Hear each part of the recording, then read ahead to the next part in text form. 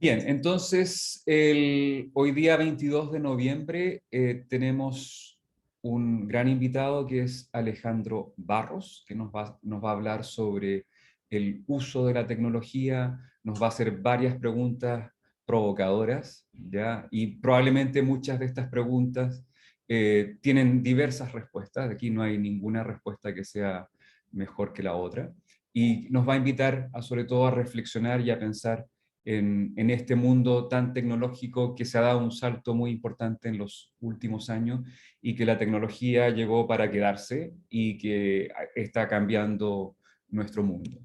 Quisiera empezar presentando a Alejandro. Alejandro es magíster en Ciencias, mención Computación de la Universidad de Chile. Ha sido director de Enable y ha sido secretario ejecutivo de la Estrategia Digital de Chile del año 2007 al 2008 y ha sido consultor internacional de empresas e instituciones públicas. Y sus temas son planificación estratégica tecnológica, políticas tecnológicas, gobierno digital, compras públicas e introducción de tecnologías en procesos de negocio. Ha tenido una muy buena participación como consultor de organismos internacionales como el Banco Mundial, PNUD, Comunidad Económica Europea, CEPAL, el BID, y ha participado como consultor en temáticas de políticas públicas de desarrollo digital en muchos países de América Latina, el Caribe y también en África.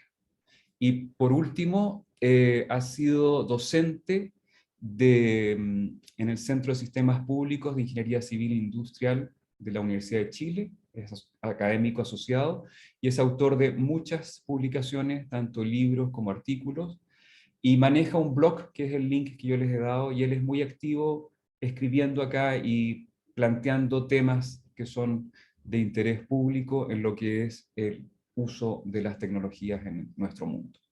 Entonces, Alejandro, te dejo. Lo ideal sería una presentación de alrededor de una hora para tener preguntas. Siéntete muy libre en manejar lo de las preguntas. O sea, tú has sido académico muchos años. Si quieres que te interrumpan al final o entre medios, si levantan la mano, eso contrólalo tú.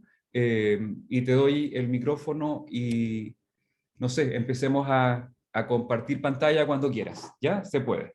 Muchas gracias en Perfecto. todo caso por aceptar esta invitación. No, encantado. Y muchas gracias por la invitación. Como decía Domingo, me ha tocado en ocasiones anteriores hacer una charla parecida, a la cual actualicé producto. Me faltó actualizar lo de ayer. ¿Ah? ¿Y por qué digo lo de ayer? Y quiero partir con ese ejemplo, digamos. ¿Ah? ¿Cómo se han instalado nuevos paradigmas? ¿Ah? Y déjenme graficarlo con un ejemplo. Un candidato que no participa en ninguna reunión presencial, que los debates donde ha participado todos los hizo por Zoom, y que los debates nacionales no estuvo, sale tercero en las elecciones. Eso es, bueno, ahí uno podría decir que el teletrabajo sí funciona, digamos, entonces, yo creo que estamos en un mundo que está en un proceso de cambio y vamos a ver algunas cosas. Yo les había enviado algunos videos que si en algún momento los podemos comentar. Eh, y mi idea es, y es un tema con el cual he venido trabajando hace algún tiempo, es cómo miramos la tecnología desde el punto de vista de los impactos en nuestra vida, desde el punto de vista de las políticas públicas. A mí me ha tocado trabajar mucho en el tema de políticas públicas, incluso hace un tiempo atrás, y que está muy vinculado a esto, fundé con un grupo de personas una ONG que se dedica al tema de la transparencia algorítmica y la ética respecto de los algoritmos, en que hemos hecho algunas cosas. De hecho, ahí participo con una persona que tú debes conocer, Domingo, que es Ricardo Baeza, y que hemos hecho algunas cosas en la materia. Entonces, lo primero, bueno, como les digo, si ustedes me quieren interrumpir, ningún problema, siéntanse totalmente libres. Esto más bien es una provocación. Aquí, como bien decía Domingo, no hay temas correctos o incorrectos. Yo creo que estamos en un proceso de aprendizaje, y que además la pandemia ha forzado el último tiempo, digamos. Entonces, sin más, voy a irme a esta no sé si pueden ver mi presentación. Sí. Perfecto.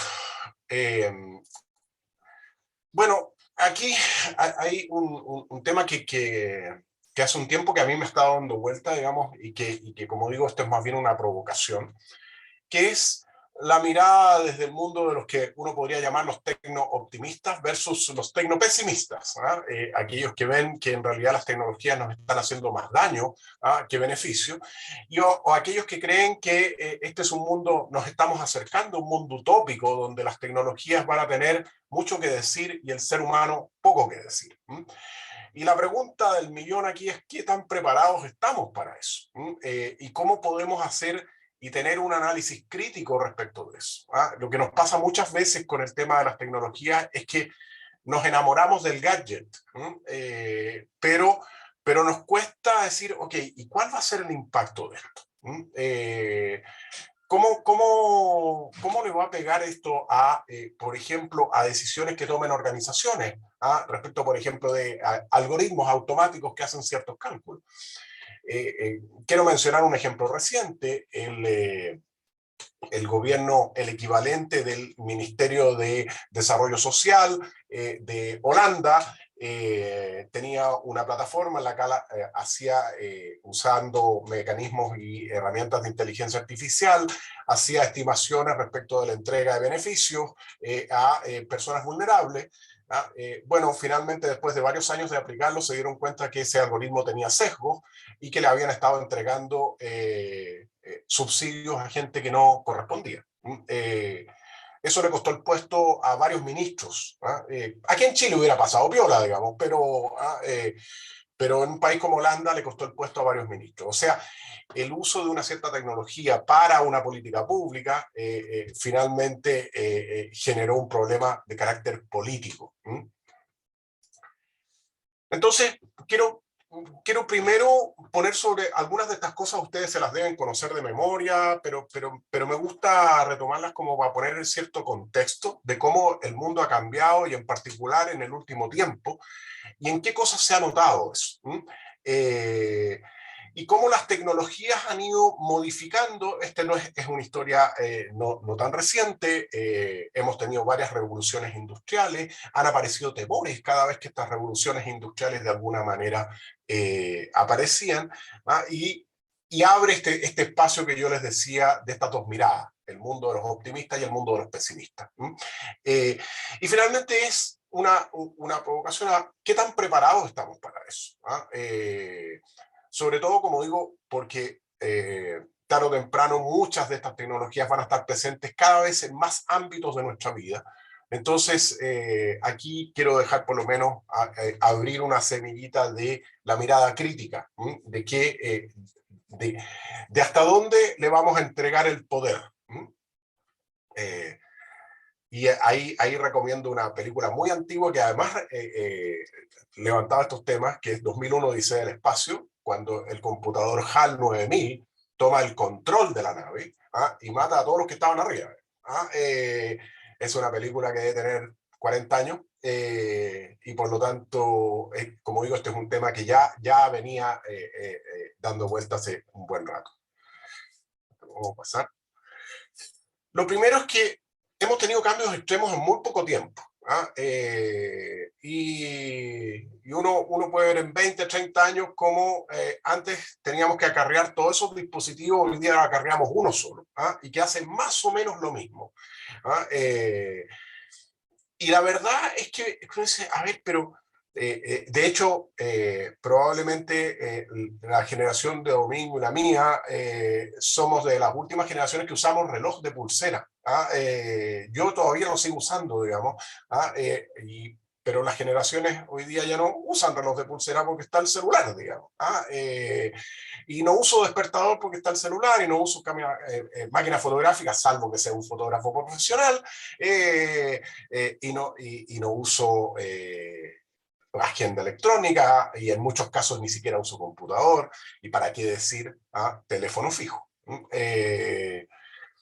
De hecho, es divertido. En mi casa todavía nosotros tenemos un teléfono fijo y hemos intentado varias veces cortarlo, pero no podemos porque las únicas dos personas, bueno, aparte de las campañas políticas, digamos, las únicas dos personas que llaman son mi madre y la madre de mi señora. ¿Ah? Pero si no fuera por eso, ya lo habríamos cortado hace un rato, digamos.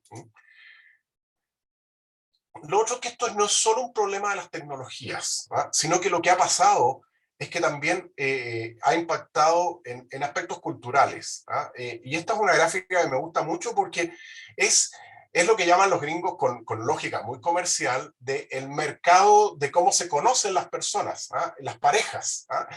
Y en el lado izquierdo ustedes tienen las parejas heterosexuales y en el lado derecho tienen las parejas del mismo sexo. Y fíjense en la línea online. ¿Ah? Obviamente la de las parejas heterosexuales tiene un horizonte de tiempo mayor porque efectivamente estaba mucho más invisibilizado el mundo de las parejas del mismo sexo, pero lo que ocurre es que el mundo online se transforma en el canal en el cual se conocen las parejas. ¿Ah? Y eso a partir de los años 2000, y son curvas exponenciales. Y antes a nosotros nos presentaban nuestra pareja a algún amigo, o la conocíamos en algún lugar, un bar, un restaurante, o incluso en la iglesia. Simpático. En el caso de las parejas heterosexuales se conocían mucho en la iglesia. ¿Ah? Hoy día ya nadie se conoce en la iglesia, y pocos, la única curva distinta del online que tiene una cierta pendiente es lugares como bares o restaurantes, pero todas las demás caen. Entonces, hoy día, la manera de hacer pareja hoy día es conocerla por Tinder o otra aplicación, digamos. Ahora, esto ha sido una opción masiva en muy poco tiempo. Estas dos fotos, y que me gustan mucho y las uso mucho en mis clases, son un claro reflejo porque es la misma circunstancia en el mismo lugar a 8 años de diferencia. Es la elección de un papa, esto es la Plaza San Pedro, en el momento que está terminando la elección del papa. ¿Ah? Por lo tanto, uno esperaría que las personas que hay ahí son más o menos parecidas, de perfiles parecidos. ¿Ah? Y la diferencia que hay ahí es que en la foto de la izquierda, que es del año 2005, a duras penas se ven un par de celulares de estos de almeja, ¿ah? Que habían en esos tiempos. Y en la foto de la derecha, 8 años después, solo 8 años después, vean lo que hay ahí. ¿Ah? Esas no son velas, son todos teléfonos, iPad, ¿ah? Tomando fotos. ¿Ah? Por lo tanto, uno llega a ver, pero a ver, aquí tenemos grupos más o menos parecidos de personas, ¿ah? Todos creyentes católicos que van a una ceremonia que es más o menos la misma, digamos, con 8 años de diferencia. Y en la gran diferencia que hay es el dispositivo que andan trayendo y para qué lo usan, digamos. ¿Ah? O sea, probablemente lo que estaban haciendo ahí cuando salió el Papa es que alguien que tenía un teléfono celular llamó a algún amigo o a algún pariente para decirle, mira, eligieron al Papa y es fulanito. Acá no lo llaman, sino que toman la foto y la mandan por Instagram. ¿Ah? Entonces, esto, como digo, se ha producido de manera explosiva en los últimos años. Y el tiempo se comprime en la adopción de tecnología, y esta es una gráfica también bien decidora. Si uno toma distintas tecnologías, desde el uso de los aviones hasta el Pokémon Go, esta gráfica lo que muestra es la cantidad de años que ocurren para que alcance 50 millones de usuarios. Uno dice, bueno, pero esto no está ponderado por la cantidad de población que tiene la Tierra. Pero incluso si uno hace, yo no traje aquí, pero hice el ejercicio de ponderarlo por la cantidad de habitantes, igual el tiempo se comprime. La cantidad de tiempo entre que sale una tecnología nueva y es adoptada de manera masiva es muy corta. Y cada vez va a ser más corta.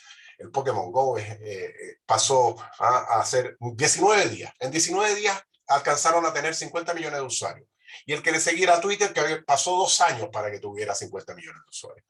Entonces, vemos cambios muy significativos en un tiempo muy acotado de tiempo, en un tiempo acotado, y por lo tanto, aquí empiezan a aparecer preguntas, ok, ¿y cómo nos adaptamos a este nuevo escenario?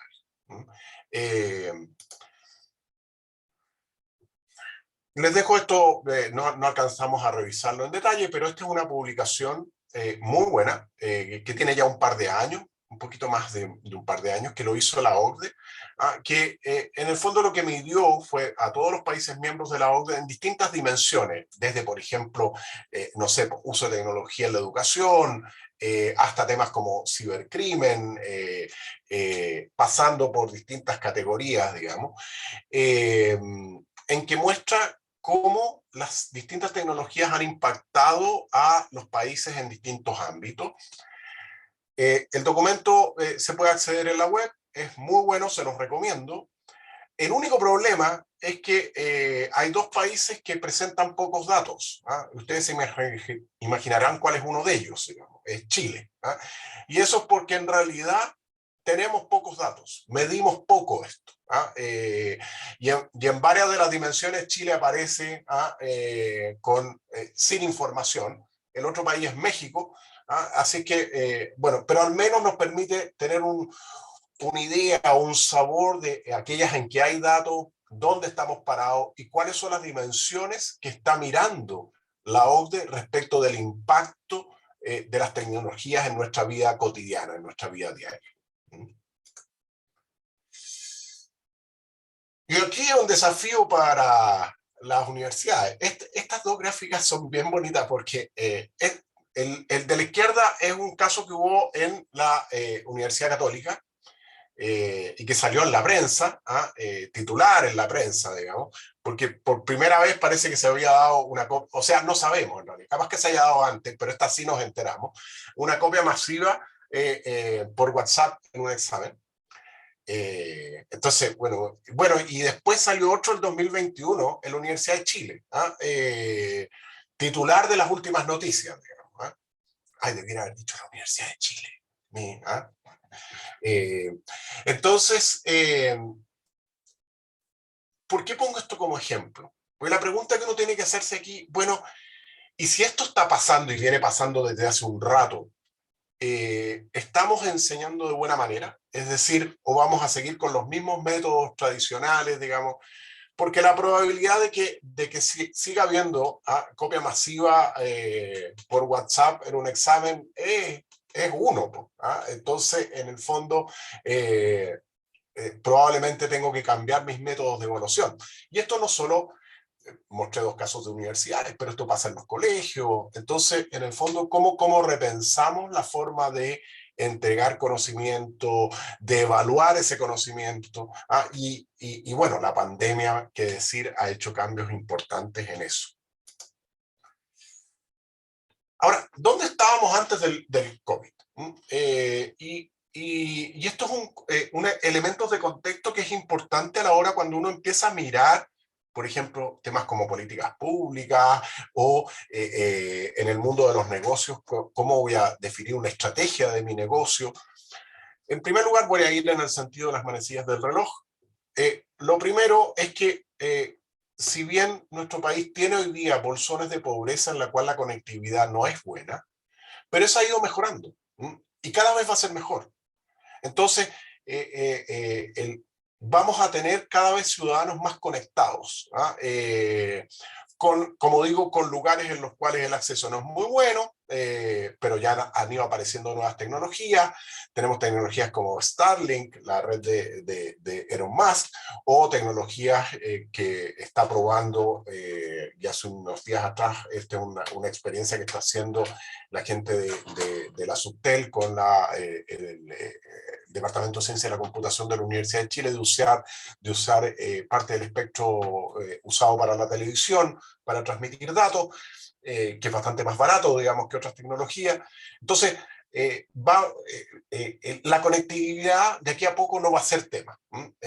Hace algunos años atrás era una preocupación muy fuerte de cómo equiparábamos o reducíamos las asimetrías. Como digo, si bien no hay que perder de vista que tenemos lugares con problemas, cada vez va a ser menos. Lo segundo es que el mundo móvil, ya hace rato que el tráfico en Internet es mayoritariamente móvil, por lo tanto, el que hoy día, y esto yo lo veo, por ejemplo, en el mundo público, que alguien haga un sitio que no se pueda ver en un celular, quiere decir que no ha entendido nada de lo que está pasando en el mundo, digamos. Ahora, ahí se abren algunas cosas y que las voy a mencionar un poco más adelante, que es el mundo de las apps, por ejemplo, ¿ah? En el cual uno dice, pero ojo que hay dos que venden apps. ¿Ah? Digo venden porque son portales, uno de Google y el otro de Apple, ¿ah? Y por lo tanto ellos dicen qué apps se suben y cuáles no. Entonces finalmente es un tercero el que decide si mi app es lo suficientemente buena, robusta, segura, para que esté en la Apple Store o no. Entonces hay un tercero mediándome respecto de la interacción con mis clientes, con los ciudadanos, con lo que sea. Y esta es una discusión que ha habido también, por ejemplo, en Europa, de por qué Apple tiene que decidir si la app del Ministerio de Finanzas de Francia se puede subir o no a su tienda, o Google. Eh, y como digo, es una discusión no resuelta, porque probablemente si tú la pones en un sitio distinto, la gente no la va a descargar, porque... Y esto se dio en una discusión importante cuando se pusieron de moda las apps COVID.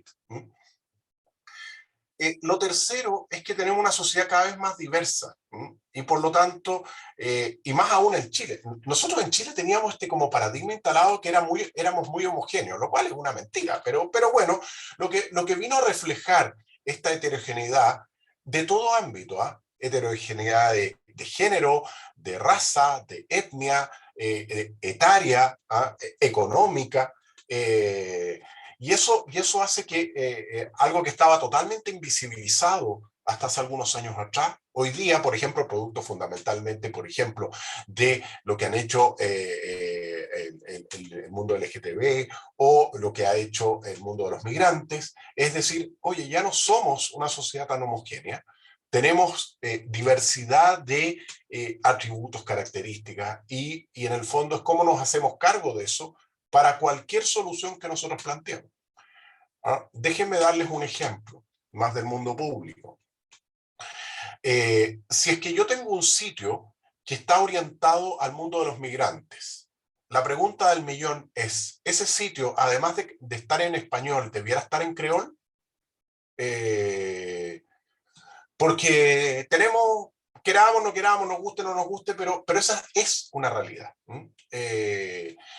O cuando preguntamos en un formulario por género, ¿qué categorías ponemos? Porque si nos faltan categorías es que estamos discriminando a alguien. Etc. Entonces, hay una heterogeneidad de la cual hacerse cargo. Lo tercero, cuarto, es que hoy día las personas están acostumbradas a interactuar con instituciones públicas, instituciones privadas y empresas con lógica de transaccional. Quiero comprar un producto, quiero hacer un reclamo, quiero declarar mis impuestos. Así como operamos con el banco, queremos operar con muchas otras instituciones. Y esto se vio reflejado en la pandemia. No sé cuántos de ustedes compraron en línea. Yo tuve la mala suerte de comprar en línea y después tuve que esperar como 6 meses para que me devolvieran 20 lucas. El costo transaccional de esa compra fue mucho más alto entonces, en el fondo también aquí hay un aprendizaje de las organizaciones a las expectativas y lo que los usuarios esperan finalmente. Y por último, y no por eso el menos importante, probablemente debiera haber partido por ahí, es que tenemos ciudadanos empoderados que cada vez hacen ver más lo que quieren, lo que desean, y tienen herramientas muy poderosas en sus manos para hacerlo ver. Redes sociales, sin ir más lejos. Entonces, los ciudadanos frente a un reclamo no se callan, digamos. Y frente a un problema con alguna organización, no se lo van a callar. Entonces, aquí también hace que haya al otro lado un cliente, un ciudadano, un beneficiario, un lo que sea, que tiene una herramienta poderosa en sus manos, tiene conectividad y quiere hacer valer sus derechos y las obligaciones del tercero. Así estábamos antes del COVID. Pero vino el COVID y quedó la escoba. O sea, ya estábamos en un contexto muy cambiante y vino el COVID y generó cambios. No nos da el tiempo para mirar los distintos cambios. Lo quise poner solo como un ejemplo. ¿Ah? Que en un periodo muy corto, esto está tomado, esta gráfica es el valor de las empresas medido al mayo 15 del 2020. Al lado izquierdo está Zoom, una empresa que antes del 2020 no la conocía nadie, salvo unos pocos nerds en el mundo. Y al lado derecho están las principales líneas aéreas del mundo. El valor de ambos lados, la suma de todas estas líneas aéreas, en un momento dado fue igual al valor de Zoom, incluso menor. Y cuando uno dice, a ver, pero Zoom, ¿qué es lo que tiene? Hay un conjunto de servidores, pueden ser muchos, arrendados a AWS o a Azure o a alguna de estas compañías. Hay un software, por cierto, y unas pocas personas. Al lado derecho, lo que hay son compañías monstruosas en términos de gente, de activos. Piense cuánto vale un avión.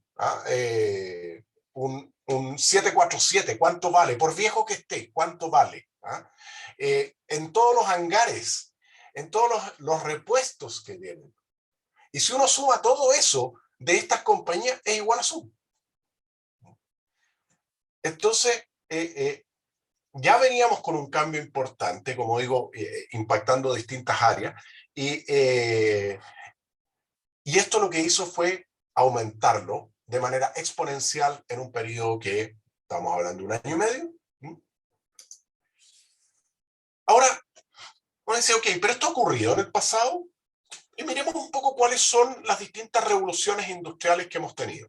La primera revolución industrial, esas son fechas de referencia, no la tomen como años absolutos, digamos, pero que van desde 1712 hasta fines del 1800, en que sus mecanismos de transporte eran el ferrocarril, el que hizo la diferencia de juntar, por ejemplo, lugares lejanos, remotos. La gente antes no se movía más allá de cosas muy cercanas a su lugar donde vivían. Era muy caro, era muy costoso en términos de tiempo. Sustentado fundamentalmente a través de carbón y vapor. Esos eran los elementos básicos de la energía. Y la comunicación es impresa. Fundamentalmente en ese periodo aparecen los grandes periódicos en el mundo, el telégrafo como una forma de comunicarse a largas distancias. Estos fueron como los atributos de las principales características de esa primera revolución industrial. La segunda revolución que tuvimos, que parte, como digo, a fines del 1800 y llega hacia más o menos los años 70, en que aparecen los vehículos de combustión interna, el automóvil, básicamente la invención del motor a combustión interna, y generó una explosión en términos de cantidad de automóviles producidos, y ha sido, digamos, el mecanismo de transporte habitual. La energía estuvo potencialmente sustentada por electricidad y petróleo. El petróleo era fundamental para el tema del transporte y el motor a combustión, y la electricidad como un elemento sustantivo. Incluso en nuestro país, digamos, hubo grandes políticas públicas para dotar de electricidad a muchas zonas del país en las cuales no era fácil llegar. Y desde el punto de vista de las comunicaciones, aparece el teléfono, la radio, la televisión, y estos son como las características de esta segunda revolución industrial. Llega la tercera revolución industrial, y si ustedes se fijan, esto que les comentaba al comienzo, se comprime el tiempo. Es decir, en un periodo de 30 años, o sea, a partir de 1970 y hasta el 2020, aparecen el transporte, vehículos eléctricos, la Internet de las cosas, el acceso a la conectividad como un elemento sustantivo. Empiezan a aparecer conceptos de energía renovable, energía distribuida, es decir, que ya no solo la producen grandes actores, sino que yo la puedo producir en mi casa y puedo incorporarla al sistema. denme un segundo. Ahí está.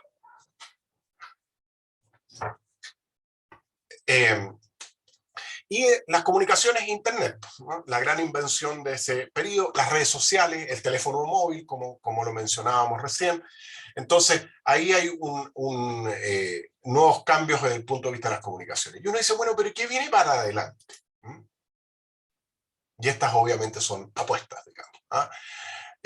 Si bien algunas están avanzando y todo, pero transporte, vehículos autónomos y drones. Vemos todos los días en la televisión de estos taxis, drones, digamos, o vehículos autónomos, en que han tenido subidas y bajadas, digamos, desde problemas con la justicia en Estados Unidos. Han habido varios juicios respecto del tema de accidentes que han producido estos vehículos autónomos.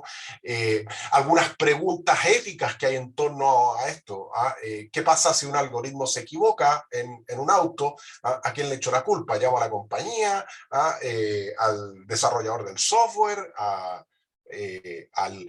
Al contexto que en realidad no se podía prever. Hay varias preguntas ahí dando vuelta, y que si bien los marcos normativos han ido aprendiendo, todavía están bastante rezagados respecto de esas preguntas.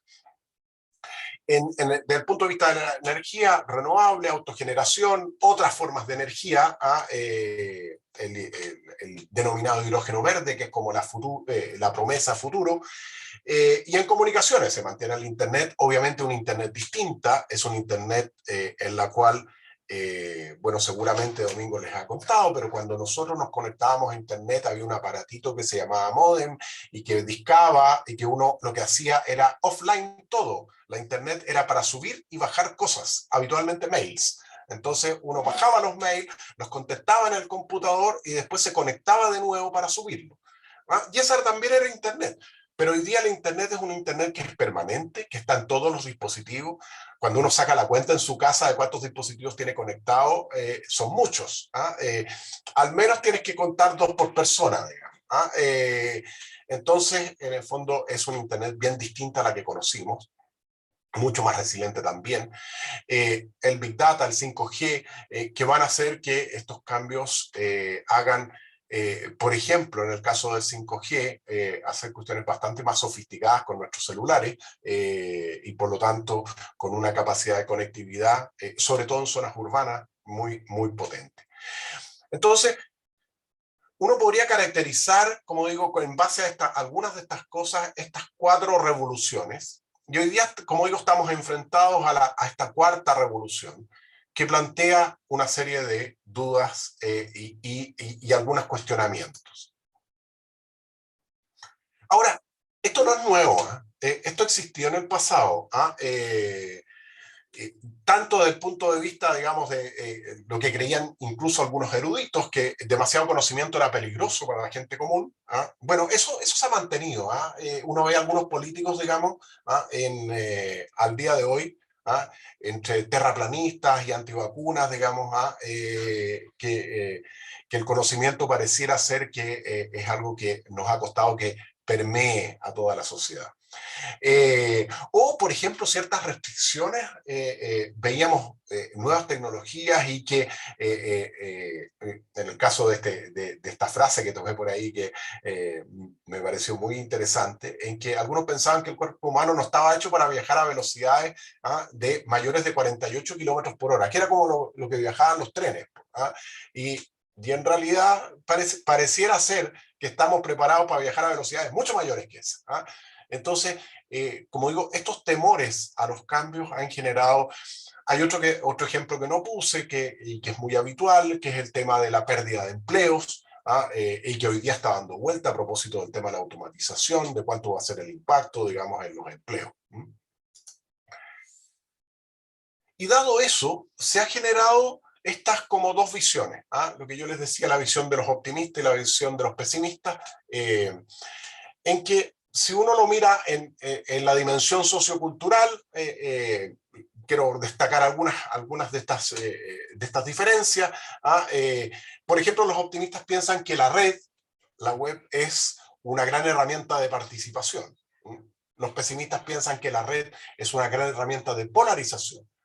Y esto lo hemos visto, por ejemplo, lo que pasa con el tema de las fake news, lo que pasa en temas como elecciones políticas, lo que ocurre, por ejemplo, en redes como Twitter, en que uno entra y es, la verdad que en algunas áreas no es fácil de mantener la calma.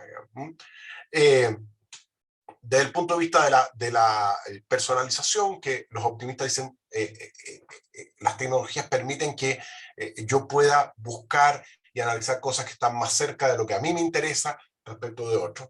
Y los pesimistas dicen, no, esto lo único que hace es la fragmentación. Es decir, vamos a tener la lógica de silos, y que cada uno va a hablar con los que considera cercanos, y vamos a ver qué problemas genera esto. Permite empoderamiento por el lado de los optimistas, se puede mal usar y abusar por el lado de los pesimistas, y así vamos viendo como dos miradas.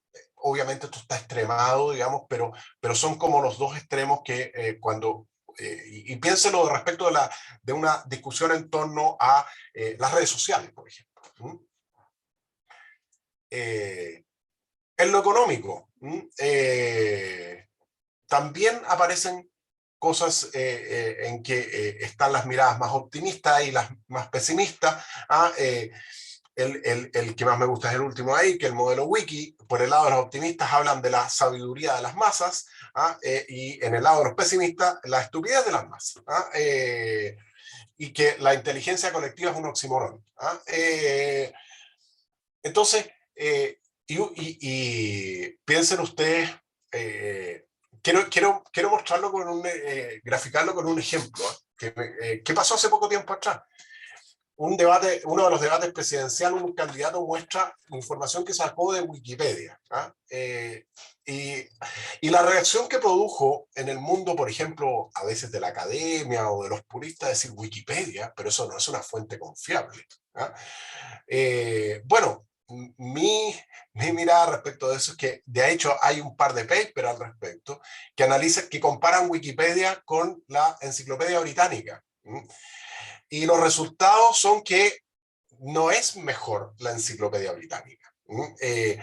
Hay algunas áreas en las cuales Wikipedia sufre estos problemas de ataques, digamos, sobre todo con personas específicas, no sé, la biografía de Trump, para ponerlo en un extremo, digamos. Pero en general, en ciertas temáticas, es bastante mejor el nivel de Wikipedia que el de... Pero igual tenemos instalado que es mejor citar a la Enciclopedia Británica que citar a Wikipedia. Otra mirada también que contrarresta un punto, los optimistas versus los pesimistas, para los optimistas la colaboración masiva es importante. Y para los pesimistas el esfuerzo individual es más importante. Entonces aquí también tenemos esta diferencia de mirada y que de alguna manera el uso de las tecnologías, la penetración y adopción de las tecnologías abre esta discusión, digamos. Y que es una discusión que yo diría que no tenemos resuelta, porque cada vez que aparecen nuevas tecnologías, vuelven a aparecer estos mismos temores por lado y lado, digamos. ¿Cómo lo regulamos? ¿Cuánto lo regulamos? ¿Qué profundidad tiene que tener nuestra regulación? Etcétera. Ahora, uno dice, bueno, pero ¿dónde uno puede mirar todas estas cosas? Y quiero darles algunos ejemplos de autores. Estos son libros en general, a mí me gusta recomendar cosas que he leído, digamos, puede que haya muchos más, pero este es un señor que se llama Kevin Kelly, que es como yo diría que fue un gurú muy reconocido, fue uno de los directores de la revista Wired, y que él proponía, además un visionario, propuso varias cosas de cómo iban a avanzar las tecnologías, y él lo que propone es una mirada más bien del lado de los optimistas, que propone lo que llama la protopia, es decir, el progreso progresivo del ser humano sustentado en el desarrollo tecnológico. Para él, todo desarrollo tecnológico lo que hace es un progreso progresivo del ser humano. Tiene varios libros, el que más me gusta es esto, que además tiene un nombre bien sugerente, que es lo inevitable. O sea, él dice que las tecnologías van a estar aquí sí o sí, queramos o no queramos, y van a aparecer nuevas tecnologías.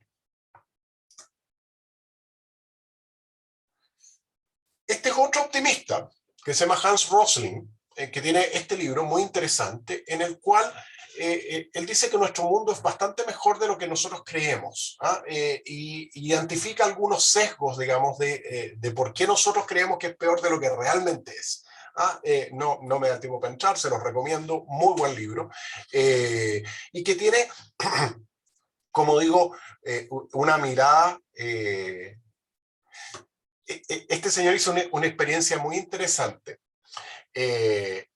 Hizo una encuesta a un grupo más o menos representativo de la sociedad, en que le hizo preguntas que tenían alguna componente, no sé, pues si pensaba que que las diferencias de género eran más importantes que lo que realmente eran, y así, es un test que está en la web, ustedes pueden buscar el test y hacerlo. Y después aplicó este test a un grupo de chimpancés. Y las respuestas fueron las mismas, de uno o de otro. O sea, los chimpancés estaban igual de sesgados que este conjunto de personas que era representativo de la sociedad. Y lo que demuestra después de este test es que finalmente tenemos incorporado muchos sesgos que nos hacen mirar la sociedad y el mundo en que vivimos a partir de esos sesgos.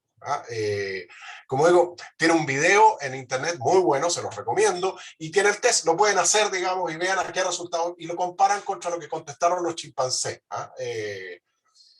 Yo lo hice, contesté lo mismo que los chimpancés, así que denle nomás. Es un buen ejercicio de humildad, digamos. Otro buen análisis, y aquí entro ya más a los pesimistas, es este señor que se llama Eli Pariser. Eli Pariser es un periodista que se dedicaba mucho a los temas tecnológicos y que le empezó a llamar la atención el tema de las búsquedas en la web. Y sacó este libro que se llama The Filter Bubble, que ya tiene algunos años, pero que mantiene su vigencia, en el cual demostró que las búsquedas en la web no son neutras, y que están vinculadas a un objetivo de negocios, el objetivo de negocios de Google y de sus avisadores.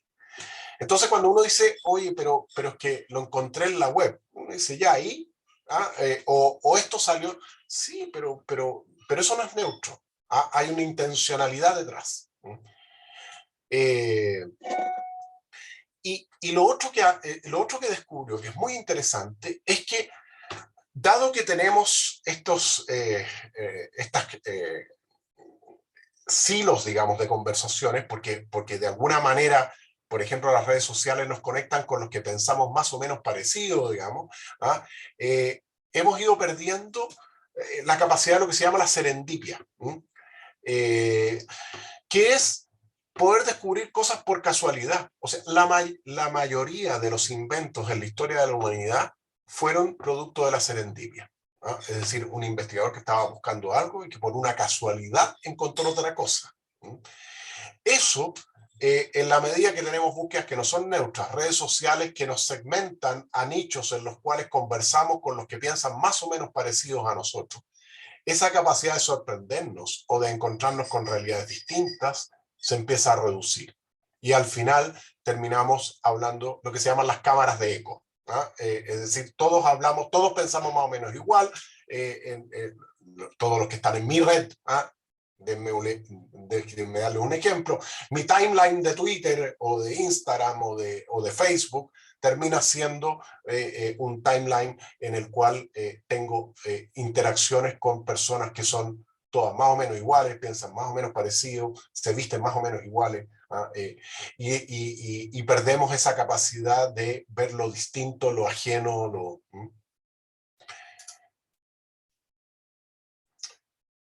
Otro tecnopesimista es Nicholas Carr, que tiene este libro que se llama The Shallow, y que él lo que plantea en The Shallow es que en el fondo nosotros hoy día tenemos mucho conocimiento muy poco profundo, ¿no? Es decir, es como un espejo de agua, El conocimiento hasta antes era más bien con lógica de piscina, mucha profundidad y chiquitito. ¿Ah?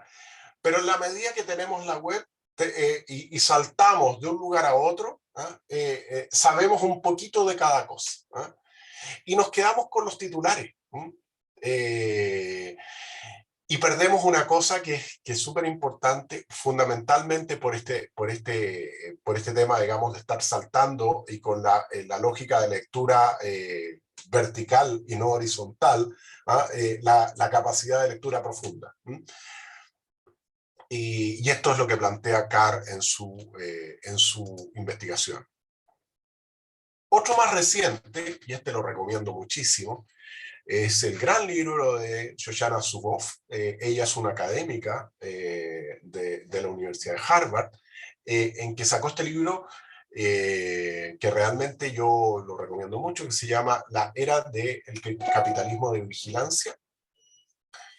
Y su planteamiento es que hoy día las grandes compañías tecnológicas, y en particular Google, está extrayendo información nuestra, ¿eh? Sin nuestro consentimiento, y usa esos metadatos para un negocio que es monstruosamente grande, que es el mundo de la publicidad.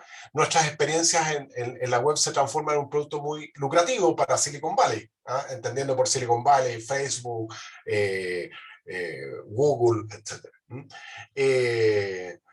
Y uso indebido de datos, incluyendo predicciones de comportamiento. Es decir, muchos de los datos que ahí se usan tienen algoritmos detrás que lo que buscan es predecir el comportamiento.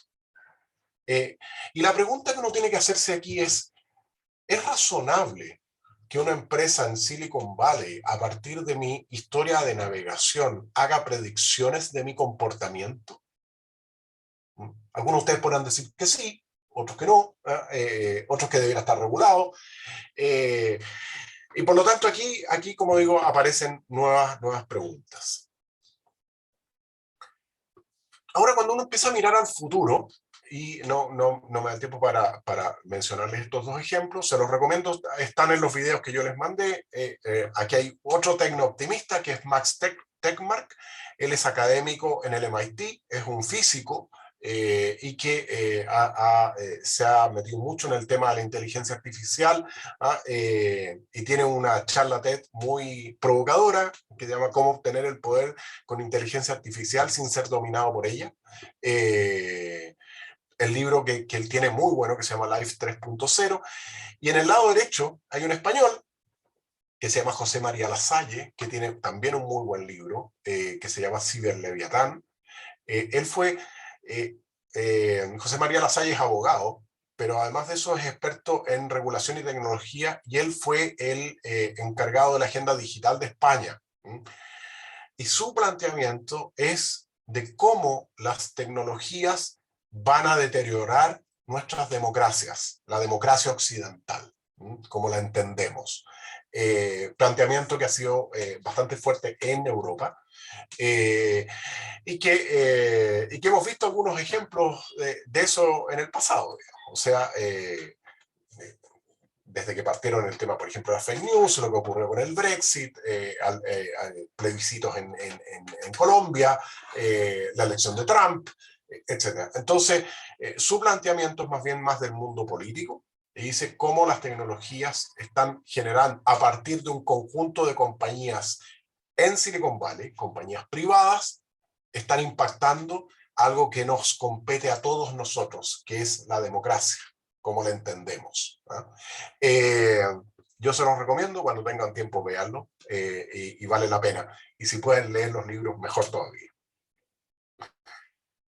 Vámonos a lo que hoy día tenemos, y hacer como una bajada de qué es lo que ha pasado con algunos ejemplos de nuestro país. ¿Cuántos minutos me quedan, Domingo? Tenemos hasta las 12:50. Ya, voy a ir rapidito aquí para dejar espacio a preguntas. Okay. Gracias. Bueno, algunos ejemplos rápidos solo para amenizar la conversación. Hospital digital. Gran idea, a mi modo de ver no muy bien implementada, de la administración actual, pero que fue cuestionada por la Corte, de si la atención por telemedicina, esto es antes a la pandemia, probablemente, este es un titular de noviembre del 2018, probablemente este titular hoy día sería distinto, porque demostramos en la pandemia que sí se puede, con ciertos cuidados, pero que sí se puede. Telemedicina, teletrabajar, teleestudiar, teletodo, digamos. Pero una organización como el Poder Judicial, los tribunales, en ese minuto ponen el foco en decir, ¿y la telemedicina es igual a la medicina? O si no es igual, ¿se puede o no se puede? Otro ejemplo, este es un blog que está disponible hoy día, escrito por Nouriel Roubini. Roubini es uno de los economistas más famosos del mundo. Esto fue hecho en el año 2018, en que habla de la gran mentira de blockchain. Y claro, hoy día cuando uno habla del blockchain, es como, oye, pero tenemos que usarlo. Hay países en los cuales en la región, El Salvador decidió que iba a ser una moneda de cambio nacional, y así hay varios que se están subiendo al carro de usar el blockchain como una herramienta, digamos, ¿no? en las criptomonedas, digamos, el Bitcoin en particular. Otra cosa que nos pasa, y yo espero que esto se vaya mejorando con el tiempo, es que nuestras autoridades no entienden este tema, ¿no? O son pocos los que lo entienden. Entonces, claro, esto es antiguo porque es del 2014, pero sería bueno a ver si hoy día un diputado se atreve a presentar un proyecto de ley anti-memes. Este fue un proyecto que se presentó. Y recibió tantos memes el diputado que lo presentó que lo bajó en 24 horas. Digamos, entonces fue un proyecto que potenció los memes. Pero aunque ustedes no lo crean, este fue un proyecto que tuvo vida como proyecto de ley. O cosas que ocurren un poco más lejos. Este es un ejemplo en Turquía, cuando hubo algunas manifestaciones y lo que hicieron fue cerrar ciertos sitios, y para eso lo que hicieron fue modificar, bloquear las DNS de esos sitios. Pero bueno, la gente, en lugar, lo que hacía, ahí si se fijan, está la IP a la cual tenían que conectarse, y con eso ya, entonces me preocupé tanto de bloquear en los ISPs a que llegaran a este sitio, pero en el fondo la protesta ya lo que decía es no nos vean este sitio, véanos en esta dirección IP, digamos.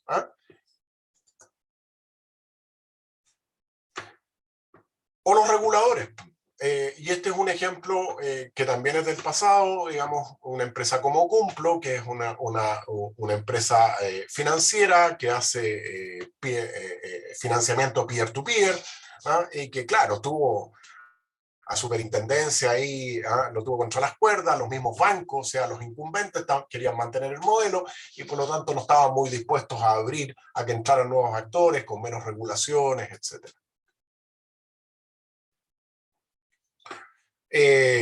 Impuestos. Y esto es una cosa que ya se hizo, digamos, pero quedaron ciertas dudas respecto al proyecto de ley, porque que es una ley hoy día, de ponerle impuestos a digitales, que aquí hubo una gran discusión, porque yo me acuerdo, yo discutí con algunas personas este tema porque decían, no, pero que eso es como ponerle trabas a la innovación. Sí, pero uno dice, bueno, pero ¿por qué Facebook tiene que pagar menos impuestos o Netflix tiene que pagar menos impuestos que un servicio equivalente que sí los paga, digamos, ¿no? Como el IVA, por ejemplo. Entonces, y este es una regulación que se tomó de lo que estaba ocurriendo en Europa. En Europa hace ya varios años que les pusieron impuestos, y aquí tomamos ese tema, pero me acuerdo de la discusión. Muchos me acuerdo que me decía gente después de esa entrevista que me hicieron, oye Alejandro, pero tú estás en contra de la innovación. ¿Ah? Y la verdad que no, ¿no? La pregunta es cómo emparejamos la cancha. O sea, y que a servicios parecidos, impuestos parecidos. O más recientemente, neuroderechos. los neuroderechos, que suena bien bonito, ¿eh? Yo he visto algunos congresistas cacareándolo en muchas partes del mundo, Chile, el primer país que legisla sobre los neuroderechos, pero si lo que están legislando ahí son derechos que ya tienen las personas, son parte de los derechos humanos. Entonces, estamos haciendo una legislación por sobre, y además que no entendemos bien, digamos, ¿ah? Hasta dónde va a llegar. ¿Ah? Entonces, lo que nos pasa a veces es que o no regulamos, porque en realidad no lo entendemos, o lo regulamos a matacaballo, ¿ah? Pensando que es como hay que estar ahí. ¿Ah? Y la pregunta es, ¿lo regulamos adecuadamente o no? Y con esto voy cerrando. Un ejemplo de esto es la ley de delito informático. Nosotros tenemos una ley que es del año 1992, no, 92, 93, sobre delito informático, que no sirve para nada, para nada. Han pasado 30 años y todavía mantenemos esa ley. Que no se puede usar, que tiene un marco en el cual fue construida. Voy a hacer un disclaimer aquí.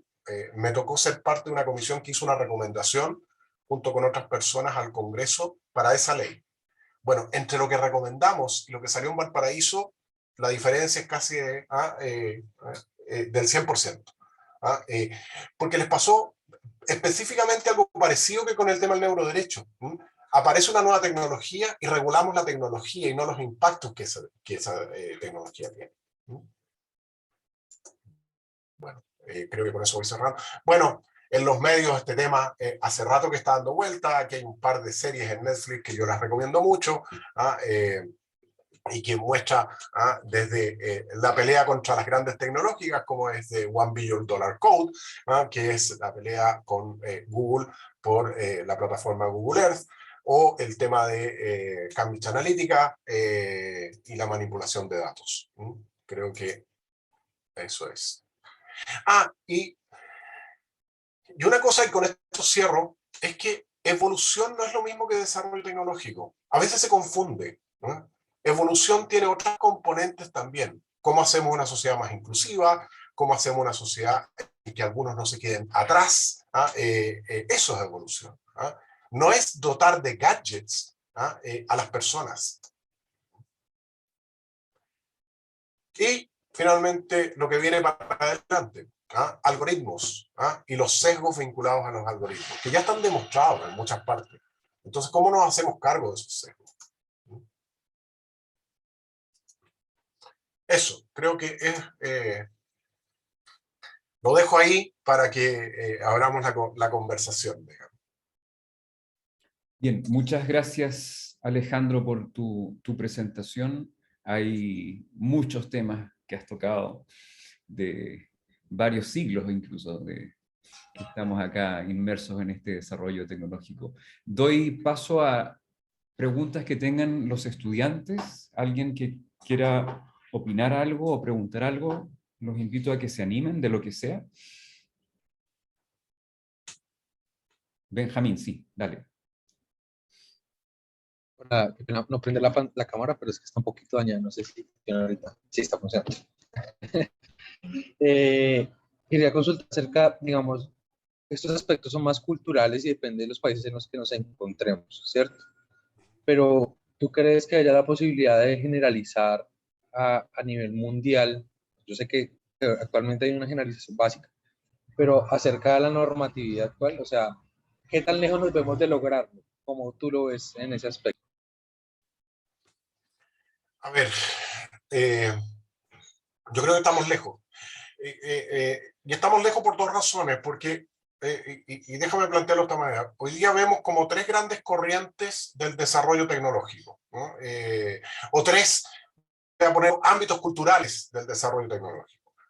Asia, China, fundamentalmente, con una mirada muy restrictiva, muy de controlar lo que se hace en este ámbito. si bien se ha abierto al mundo de las empresas y todo, pero basta ver lo que ha pasado con Alibaba y con otras empresas, digamos, en China. Eh, eh, Hay un libro muy bueno a propósito de eso, respecto de inteligencia artificial. Les puedo mandar el link después, en que muestra el desarrollo de la inteligencia artificial en China y en Estados Unidos. Muy buen libro. Escrito por una persona chino-norteamericano, digamos, que fue el gerente general de Google en China. Pero, como te decía, tienes la mirada asiática, tienes la mirada de Estados Unidos, que es una mirada mucho más proclive al mundo de las empresas, y tienes la mirada europea, de la Unión Europea fundamentalmente, en la cual está bastante más preocupada de los derechos de las personas. Y un buen ejemplo de esto es la normativa respecto de datos personales. La Unión Europea tiene el GDPR, que ya lleva 2-3 años, digamos, en vigencia. Estados Unidos tiene un marco normativo mucho más light, y en Asia, en China en particular, no hay datos personales. Entonces, lograr unificar una sola mirada, yo lo veo muy difícil, porque está asociado a temas geopolíticos, y de modelos políticos, modelos institucionales que son muy distintos.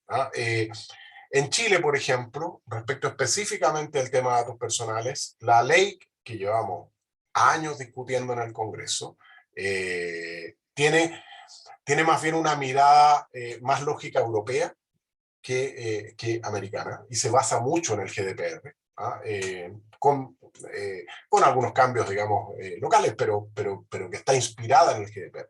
Entonces, volviendo en concreto a tu pregunta, yo lo veo súper difícil. Se ha intentado incluso, por ejemplo, en el tema de impuestos. La OCDE varias propuestas para que los países y las empresas paguen realmente impuestos, sobre todo las empresas tecnológicas que usan múltiples artilugios para instalarse. Por ejemplo, típicamente para dar servicios a Europa se instalan en Irlanda, que tiene un modelo impositivo distinto que el resto de Europa. Entonces, la manera como fluyen los capitales de un lado para otro hace que esas empresas paguen menos impuestos en Europa. Y la OCDE está un mínimo de que todas las empresas cumplan desde el punto de vista de los impuestos. No sé si con eso respondí tu pregunta. Sí. Más o menos lo que veo es que es una perspectiva como lo que actualmente ocurre con mucha política, es lo que escribí en el chat. Existirán bloques a nivel mundial, pero no sé si existe la viabilidad de una declaración de esos derechos, por decirlo, de Internet, de esa normativa de Internet. Mira, las Naciones Unidas está intentando hacer algunas cosas, pero pasa como con otros ámbitos de la vida. O sea, va a ser una propuesta, algunos países no se van a subir. Mira, esto es más o menos lo mismo que el cambio climático, digamos. O sea, ¿no? Logramos a duras penas que en la última reunión pasaran cosas, y eso que tenemos la evidencia así encima de la cabeza, digamos. Bien. ¿Alguna otra pregunta? ¿Más preguntas? Anímense, chicos. Sí, Sebastián. Hola, hola. Yo tengo una pregunta respecto como a Neuralink, que es como la empresa esta de Elon Musk que está como trabajando un poco con neurociencia y neurotecnología, y tengo como dudas porque no sé si eso hay que legislarlo de cierto modo o debería permitirse o quizás prohibir ese tipo de avances científicos o tecnológicos como en la neurociencia o la neurotecnología, que igual es súper complejo. Porque, por ejemplo, me acuerdo del caso de científico chino que trabajó como con un experimento que se llama Lulu y Nana, creo, y que al final tuvo como una manipulación genética y al final como que creo que al final tuvo cárcel y pagaron unas multas gigantescas. Entonces no sé si como tiene que legislar solamente o generar en algunos puntos como prohibiciones y con temas de cárcel y temas como más complejos en ese sentido. No sé qué opinas como Alejandro, en ese sentido. No es fácil tu pregunta porque, a ver, las tecnologías en general yo te diría que son neutras, ¿no? déjame graficarlo con una caricatura, pero yo puedo usar un martillo para matar a alguien o para clavar un clavo. O puedo usar un cuchillo para matar a alguien o para cortar un pedazo de carne, o un pan. No porque alguien mató con un martillo o con un cuchillo a alguien, voy a prohibir los martillos o los cuchillos. Entonces, yo creo que aquí también hay un tema de cómo regulo usos más que regular tecnología, punto uno. Y punto dos, no sé, ha habido en el último tiempo una discusión respecto de el uso de robots para el tema de defensa. Si es razonable, si no es razonable. Algunos países han dicho que no. O en el pasado, por ejemplo, con la clonación. ¿Es razonable hacer clonación de seres humanos? Alguien te podría decir que no y otros que sí. Entonces, yo creo que no hay una respuesta única. Si el punto más importante es que estamos abiertos a tener esa discusión. Y por ejemplo, el ejemplo que di recién, la ley de neuroderechos aquí en Chile no tuvo la suficiente discusión y estamos inventando en algo que ni siquiera tenemos claro cuáles son los bordes.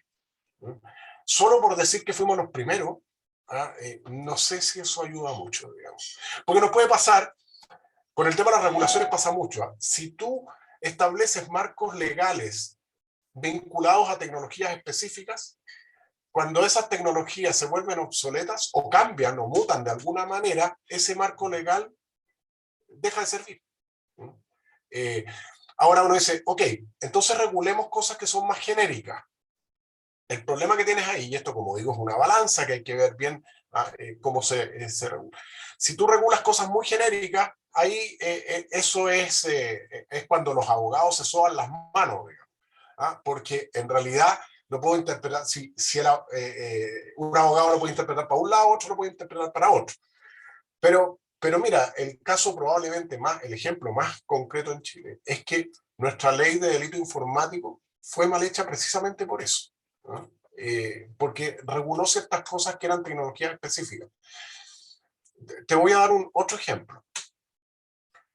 Yo soy perito judicial en temas informáticos y hace muchos años atrás me pidieron un peritaje, hará unos 10 años más o menos, un peritaje para un caso bastante grande en el cual habían involucrado teléfonos celulares. Estoy hablando de los teléfonos celulares, no los de ahora. Y la pregunta del juez era, el perito tenía que pronunciarse si un teléfono celular era o no era un computador, como lo define la ley de delito informático. Claro, hoy día esa pregunta tiene respuesta obvia, digamos. Pero en ese minuto no era obvia. Y no era obvia porque, de hecho, habían habido dos peritajes, uno de la Universidad Católica y otro de la Universidad de Chile. Y uno decía que no era un computador y el otro decía que sí era un computador. No voy a decir cuál universidad dijo qué cosa, pero...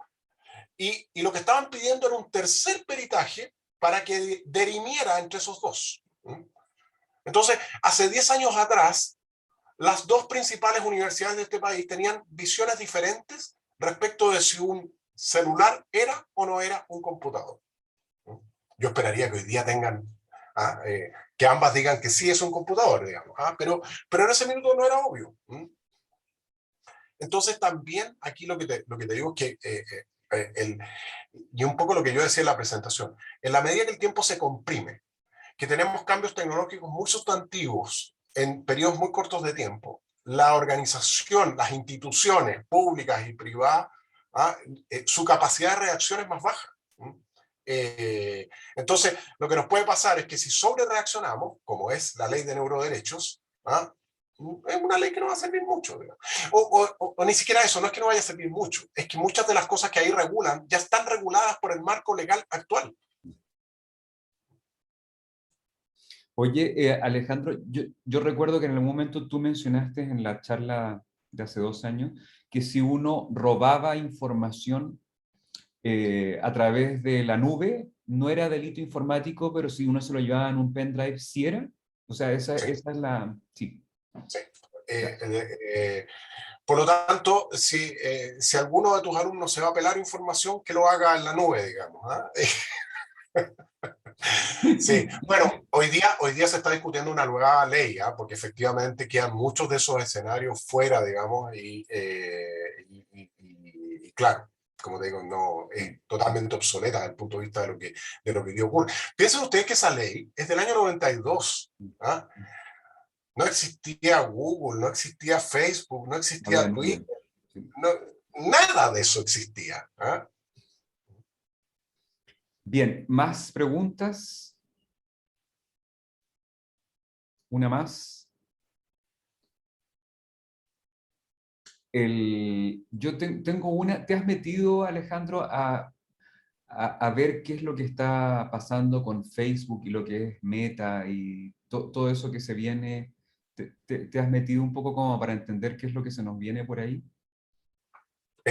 Me estoy metiendo, no del todo, digamos. Estoy leyendo, mira, como para meterme, lo que hice fue comprarme un libro muy bueno, que me llegó hace un par de días, así que estaba así, además está muy entretenido, que yo se lo recomiendo, que es un libro que se llama The Ugly Truth. ¿Ah? La verdad incómoda, la verdad fea, digamos. ¿Ah?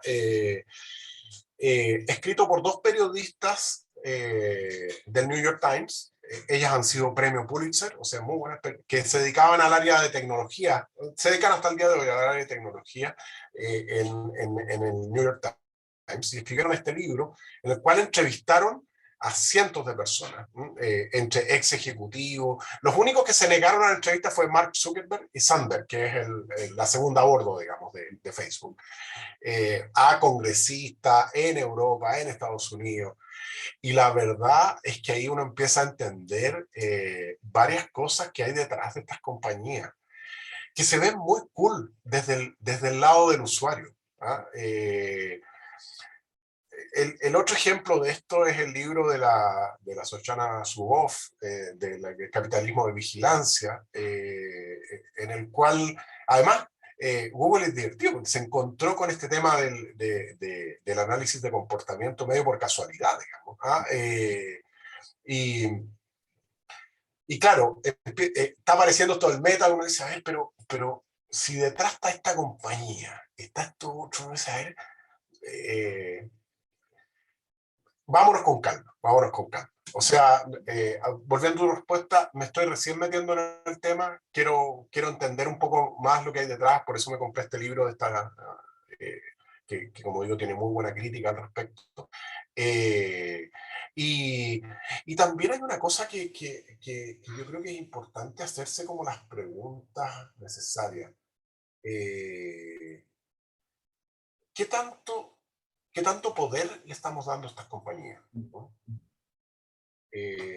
A Google, a Facebook, a Amazon. O sea, hoy día, por ejemplo, y lo llevo a otro ejemplo, Amazon, claro, yo soy cliente de Amazon hace muchos años, pero tú vas hoy día a Estados Unidos y en las tiendas de barrio dicen, cómprenos a nosotros. Si usted no nos compra a nosotros, nosotros vamos a dejar de existir. Eh, Porque, claro, incluso hoy día en Estados Unidos tú puedes pedir una cosa que te llegue en el día, de Amazon. ¿Ah? O sea, ni siquiera tenés que ir a la esquina a comprar el café, te va a llegar en la tarde. ¿Ah?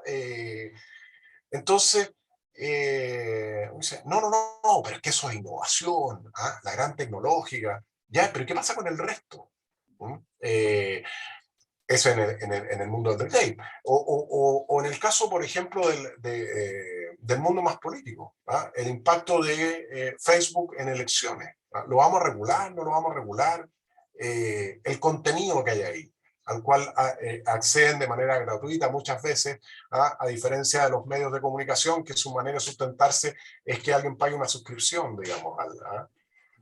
Entonces, eh, yo fíjate que de repente me da una sensación de que tenemos una mirada así como a estas empresas que son como cool. Entonces, todo lo que hacen está bien, y va a ayudar a tener un mejor mundo. Y yo la verdad que tengo ahí un signo de interrogación. No sé si van a ayudar a tener un mejor mundo. No estoy diciendo que no, pero no lo sé. Sí. Una mezcla entre pesimista y optimista. Sí, sí. Al menos la mirada crítica, o sea, Sí, no no. comprarse, digamos, el tema en la primera que viene, digamos. Mira, es lo mismo que cuando uno habla, por ejemplo, con la familia y dice, oye, encontré esto en internet, o las cadenas, a muchos de ustedes les debe pasar, las cadenas familiares, que llegan estas cadenas por WhatsApp, y dice, y a mí, yo cada vez que me llega la cadena, agarro el texto y lo meto a Google, y dice, pero esta es una cadena que viene dando vueltas desde el año 2018, me costó 30 segundos ese esfuerzo. Entonces, y ahí, por ejemplo, hay un tema de que, salió en internet, entonces debe ser cierto. No, salió en internet y la probabilidad de que sea cierto o no sea cierto es más o menos la misma. Así es. Bueno, no sé si hay una última pregunta para ir cerrando, en honor al tiempo. ¿No? Si no hay preguntas, yo creo que igual uno puede aplaudir en esto, ¿no? Un aplauso ahí a Alejandro, y agradecerte una vez más la iniciativa, la disponibilidad que has tenido para venir, aunque sea de forma virtual, a nuestra clase y presentarnos estos temas que siempre son tan relevantes en nuestra sociedad. Muchas gracias. Esto lo voy a grabar y te voy a mandar el link por si lo quieres tener. ¿Ya? Perfecto. Listo. Perfecto. Muchas gracias, Alejandro. Ya pues, que estén muy bien, muchas gracias. Te mando yo después la presentación para que la Eso, tengas. sí, eso. Perfecto. Listo. Estamos. Chao, Chao. chao, que estén bien. Muchas gracias a todos.